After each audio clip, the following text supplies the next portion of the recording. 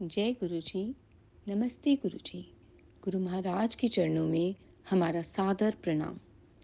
संगत जी, गुरु महाराज की असीम कृपा से हम उनके दिव्य ग्रंथ लाइट ऑफ डिविनिटी के हिंदी रूपांतरित ग्रंथ दिव्य आभा का पठन कर रहे हैं।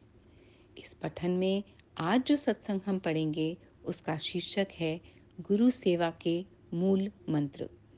मेरे छोटे पुत्र को दंत चिकित्सा के पाठ्यक्रम में प्रवेश नहीं मिल रहा था। अंततः मैं गुरुजी के पास आया। मेरी मणिपाल स्थित महाविद्यालय में रुचि थी। मेरे बेटे को उसमें प्रवेश मिला और उसने अपना पाठ्यक्रम प्रथम श्रेणी में उत्तीर्ण होकर पास किया। मेरा बड़ा बेटा भी चिकित्सक है और चंडीगढ़ में रहता है। उसका विवाह हो चुका है और उसका कार्य भली भांति चल रहा है। मैं स्वयं फरीदाबाद में दंत चिकित्सक हूँ। गुरुजी की शरण में आने के उपरांत मैंने अनेक कठिन शल्य क्रियाएं सफलतापूर्वक करी हैं। प्रायः रोगी के स्वास्थ्य के कारण उन्हें कठिन कहना उचित होगा, किंतु गुरुजी की कृपा से रोगी चिकित्सा के पश्चात संतुष्ट रहे हैं। मेरी बेटी पर्ल फैशन और डिज़ाइन एकेडमी से फैशन डिज़ाइन टेक्नोलॉजी पाठ्यक्रम करना चाह रही थी।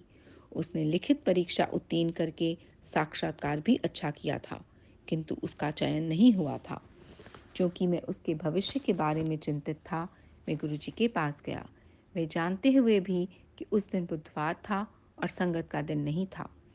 बदरपुर मेहरूली मार्ग पर मेरी दिल्ली परिवहन निगम की बस से दुर्घटना हो गई। मुझे तो कोई चोट नहीं आई, पर कार बुरी तरह क्षतिग्रस्त हुई थी। कार का बोनट मुड़ गया था। उसका रेडिएटर, एसी, उनकी जालियां और सामने की बत्तियां सब टूट गए थे। इसके बाद भी वह टूटी फूटी कार चली और उसी से 15 से 20 किलोमीटर की यात्रा करके मैं गुरुजी के निवास पर पहुंचा। गुरुजी वहां पर नहीं थे। मुझे बताया गया कि उन्हें आने में देर हो जाएगी। जैसे ही मैं वापस चलने के लिए मुड़ा, गुरुजी की कार मेरे सामने आकर रुकी। गुरुजी ने मुझे देखा। मैंने हाथ जोड़कर खड़ा था और मेरे आंसू बह रहे थे। गुरुजी वहां पर 5 मिनट तक खड़े रहे और फिर भीतर चले गए। मुझे प्रसाद और लंगर दिया गया। गुरुजी ने संदेश दिया कि मेरी जीवन रक्षा हुई थी, नई कार आ जाएगी और चिंता करने की आवश्यकता नहीं है।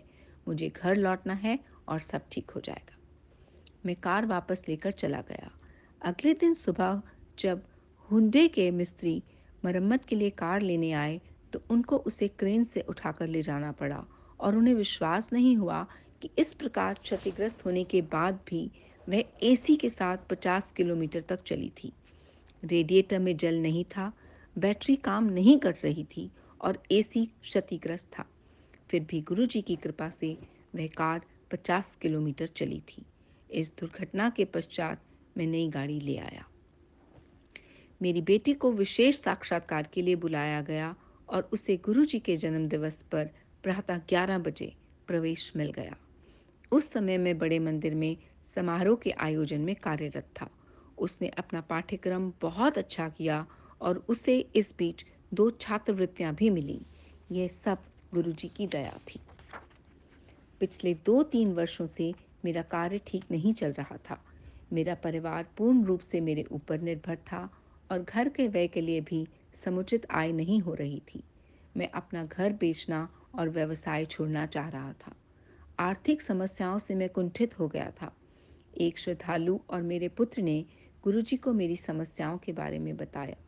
गुरुजी की कृपा हुई और उसी चिकित्सालय से घर का व्यय चलने लगा।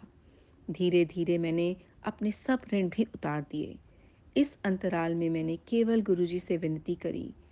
गुरुजी ने मेरी आस्था में मुझे सदा लाभान्वित किया है। मेरे घर और चिकित्सालय दोनों स्थानों पर गुरुजी के मंदिर हैं। संगत में जो गुरबानी सुनी जाती है, उन्हें मैं अपने चिकित्सालय में भी बजाता हूँ। मेरे अधिकतर रोगी मेरे से गुरुजी के बारे में प्रश्न करते हैं और गुरबानी सुनकर प्रसन्न होते हैं। गुरुजी द्वारा शल्य चिकित्सा। 4-5 वर्ष पूर्व एक 73 वर्षीय महिला जो अमेरिका में रहती थी, अपने पुत्र के साथ अपने जबड़े की हड्डी को ठीक कराने मेरे पास आई। अमेरिका के चिकित्सकों ने उच्च रक्तचाप के कारण उसकी शल्य क्रिया करने से मना कर दिया था।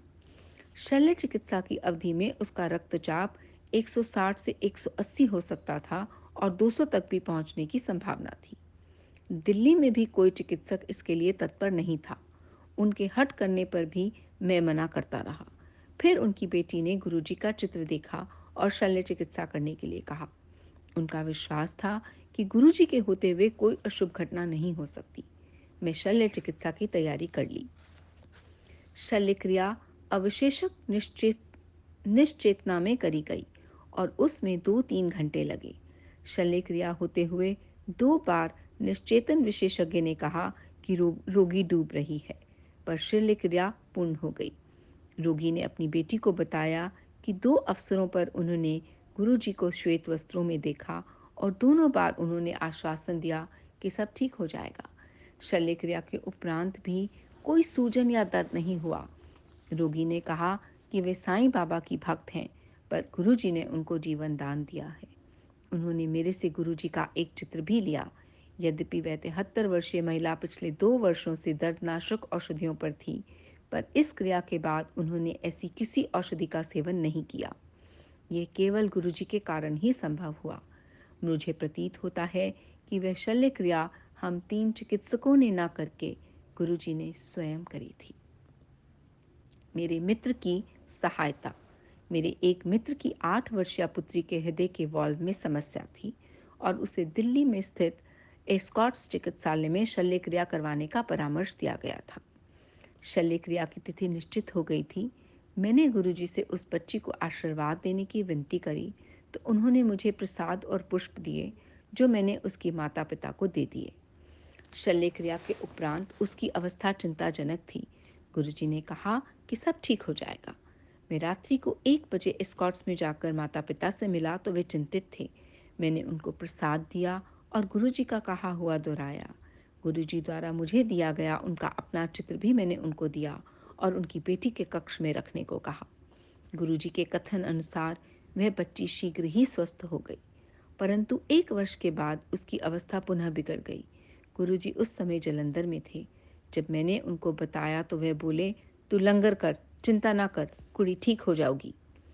थोड़े ही दिनों में वह ठीक हो गई और अब आनंद से रह रही है। एक बार गुरुजी पंजाब में अपने गांव चले गए। मुझे इस बारे में पता नहीं था और 10 दिन तक उनके दर्शन ना हो पाने के कारण मुझे नींद नहीं आ रही थी। एक दिन पीवीआर साकेत में देर रात्रि को सिनेमा देखकर मैं पत्नी के साथ गुरुजी के स्थान पर जा रहा था। अंधेरिया मोड़ पर कार का अगला टायर फट गया और कार एक और झुक गई। मैंने कार को रोककर पत्नी की सहायता से उसे धक्का दिया और एक ऐसे स्थान पर पहुंचे जहां 2 ट्रक खड़े थे। एक चालक ने मैंने टायर बदलने की विनती करी। वे सहायता के लिए आए, पर विस्मय की बात है कि टायर में फटने का कोई चिन्ह ही नहीं था। उन्होंने सोचा कि अधिक मद्यपान के कारण मैं होश में नहीं हूँ। मेरी पत्नी और मैंने पिचका हुआ टायर देखा था। हम अचंभित थे। उस समय हम गुरुजी के पास नहीं जा सके। पत्नी के कहने पर मैंने उसे एक पेट्रोल पंप पर दिखाया तो उन्होंने भी कहा कि टायर तो ठीक है। मेरी पत्नी ने उसे फरीदाबाद में दिखाने को कहा। सुबह जब मैंने उसे दिखाया तो टायर और उसकी ट्यूब दोनों सही थे। गुरु की कृपा से एक और चमत्कार हुआ था। यह मेरे कुछ निजी अनुभव हैं। असीमित सागर के समान गुरुजी की भी कोई सीमाएं नहीं हैं। मैं सदा गुरुजी का अनुयायी बनकर जीना चाहूँगा। गुरुजी के मूल मंत्र। मेरे गुरुजी मानवता को ईश्वर का विशेष उपहार हैं। उनका जन्म उनकी अपनी दिव्य कृपा से मानव को जीने की सही राह दिखाने के लिए हुआ है। उनका आशीष कर प्राप्त करने वाले सबसे भाग्यशाली हैं और मैं उनमें से एक हूँ। भले ही मैं उन्हें मेरे गुरुजी कहकर संबोधित करूं, वे गुरु नहीं, केवल वो केवल मेरे नहीं अपितु सबके गुरु हैं। माफ कीजिएगा संगत जी। मेरे संपर्क में आए अनेक व्यक्ति, मुख्यतः मेरे चिकित्सालय में आए रोगी, उनका नाम पूछते हैं। मैं उनको यही उत्तर देता हूँ कि उनको गुरु जी के नाम से ही जाना जाता है। जैसे ईश्वर का कोई नाम नहीं है, उनका भी कोई नाम नहीं है। आप उन्हें राम, कृष्ण, गुरु नानक या अल्लाह कह सकते हैं और गुरु जी आपकी श्रद्धा उसी भाव में स्वीकार करेंगे जैसा आप चाहेंगे। मेरे गुरु में शिव का सामर्थ्य और गुरु नानक की आध्यात्मिक शक्ति है। गुरु जी से मिलने के बाद स्वभाव में परिवर्तन आ जाता है। मनुष्य के दोष कम हो जाते हैं और वह जीवन का आनंद उठाता है। गुरु जी का अनुराग माता के प्रेम के समान है। वे जब वे आपको देखते हैं, उनकी आंखों से दिव्य किरणें प्रसारित होती हैं। अपने आप को उन्हें पूर्ण रूपेण समर्पण करने के पश्चात आप उन्हें अपने अंतःकरण में भी अनुभव कर सकते हैं। उनकी अनुकंपा प्राप्त करने के लिए सत्य भाव से प्रार्थना करना आवश्यक है। स्तुति करने पर गुरु जी का सानिध्य प्राप्त होता है और फिर ईश्वरीय भाव आप में समावेश करके आपके साथ रहता है। भगवत गीता की उक्ति के अनुसार आपको बदले में कुछ मांगना नहीं है। मैं अक्सर सोचता हूँ कि हम गुरु जी को क्या दे सकते हैं।